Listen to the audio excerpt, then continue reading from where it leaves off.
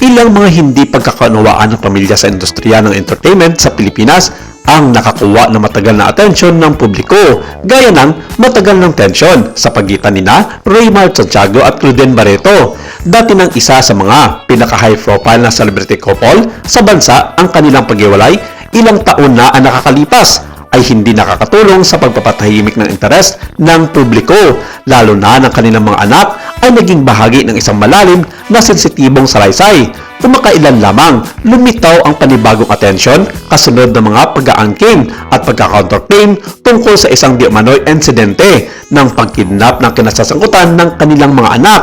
Ang issue ay mabilis na tumaas online na nag-udyok sa espekulasyon, emosyonal na mga reaksyon at panibagong pagsusuri sa media. Matapos ang mahabang panahon ng pananahimik, sa wakas ay natugunan na ni Raymar Santiago ang usapin sa publiko na nag-aalok ng kanyang version ng mga kaganapan at nananawagan para sa pagpigil sa gitna ng tumataas na tensyon. Ang kanyang payag ay hindi lamang nagpasigla sa pampublikong talakayan, ngunit nagtaas din ng mas malawak na mga katanungan tungkol sa mga karapatan ng magulang, responsibilidad sa media at ang mga limitasyon ng pampublikong diskurso kapag ang mga salungat sa pribadong pamilya ay lumalaganap sa buong pagtingin ng publiko.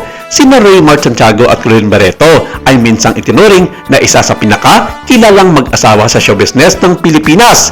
Ang kanilang relasyon, pag-aasawa at tuloy ang paghiwalay ay malawakang sakop na may matinding interes ng publiko kasunod ng bawat pag-unlad. Sa paglipas ng mga panahon, ang magkabilang panig ay nagsalita sa magkaibang panahon tungkol sa pag-aayos ng kustodiya, mga hamon sa pagiging magulang at ang emosyonal na epekto ng isang lubos na naisa publiko na hindi pagkakaunawaan sa pamilya. Bagamat ang mga legal na usapin ay tinutugunan sa pamamagitan ng mga wastong paraan, ang atensyon ng publiko ay hindi kailanman ganap na nawala, lalo na sa tuwing may mga bagong payag na lumalabas mula sa magkabilang panig. Ang kasalukuyang kontrobersya ay nagbabalik sa mga claim na kumakalat online na nagmumungkahi ang mga bata ay kinuha ng walang pahintulot. Ang salitang kidnapping ay mabilis na nakakuha ng traksyon sa kabila ng kawalan ng agarang opisyal na kumpirmasyon mula sa mga otoridad. Ang ganitong mga terminolohiya habang emosyonal na sinisingil ay makabuluhang nagpapataas ng pampublikong alarma at nagpapalakas ng espekulasyon. Sa loob ng ilang oras, dumami ang mga online na talakayan. Kadalasang lumalabo ang linya sa pagitan ng na-verify na impormasyon at sa mga hindi napatunayang claim. Ang mga platform sa social media ay may malagang papel sa pagpapalakas ng kontrobersiya. Ang mga post, screenshot at bagyang mga payag ay malawak na ibinahagi, kadalasang inaalisan ng legal o kontekstual na kahulugan. Sa mga kaso na kinasasangkutan ng mga minor de edad, ang mabilis na pagkalat ng impormasyon na ito ay maaaring maging partikular na nakakapinsala. Matagal nang nababahala ang mga eksperto sa batas na ang mga salaysay na nagdudulot ng emosyonal na damdamin sa online ay maaaring makapagpapalubha sa mga patuloy na usapin sa pamilya o pag-iingat, kahit na ang mga intensyon ay nakaugat sa pag-aalala. Matapos ang mga araw na lumalalang espekulasyon, sinagot ni Raymar Santiago ang isyu sa publiko.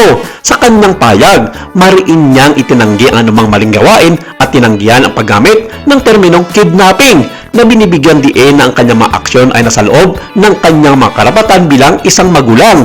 Nananawagan siya para sa may nahon at katumpakan sa pagtalakay sa isyu na idinidiin na ang maling impormasyon ay maaring makapinsala hindi lamang sa mga nasa hustong gulang na kasangkot kundi higit sa lahat sa mga bata.